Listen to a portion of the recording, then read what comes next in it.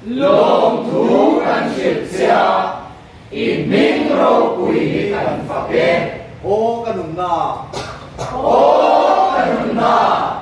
lalpa sufakla kato suma song song teu amin kiam lim sufakro o kanunna lalpa sufakla atil ti chat song song sa thei su ani chuan ikolok na song song amai dam shina inat na song song atigam shina baural na lakata inun su atam shina nirme na le lai nat na te akum dir shin sia ikas dir cha in na titlai shina Susi chuan te ro na su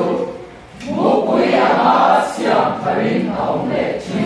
Pamatian joy na hallelujah amen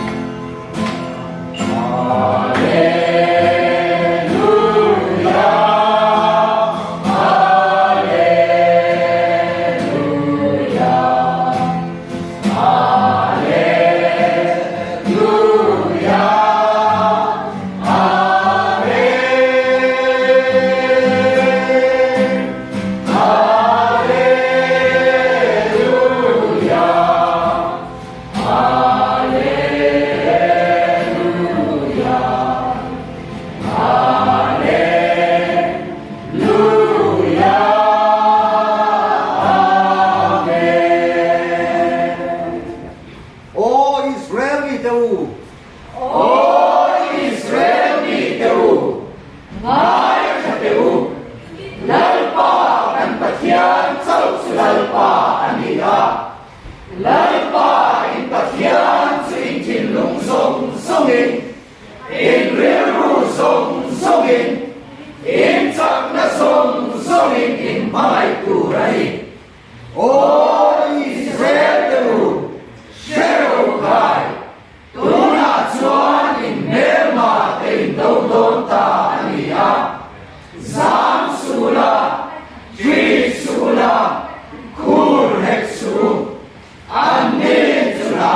su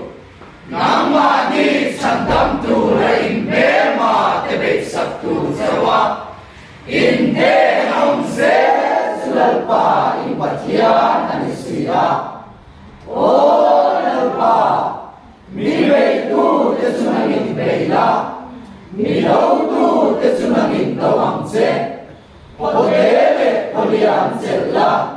mi kan pui tu rin ti hang se fei po poi la mi tu te kong lo dang la kanun nan he na hian isan dam tu kani e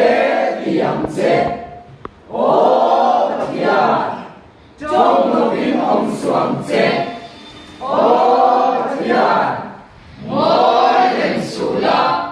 om le lu suang se ngai de nama do tu te suan samur mura nama ho tu te suan tak so a